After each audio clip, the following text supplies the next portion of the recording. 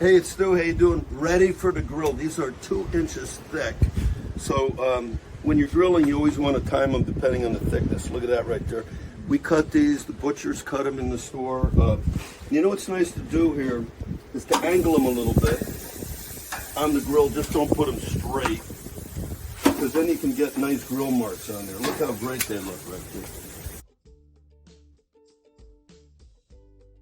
Hormones, no antibiotics, and keeping that beef as natural as you possibly can. Yes, I'm a big advocate of it. I believe it's the finest beef product you can have, and it makes it a tastier and a more palatable, and I believe ultimately a more healthy product. Plus the breed, the Black Angus. Many say, including me, that the beef has a special Black Angus flavor to it.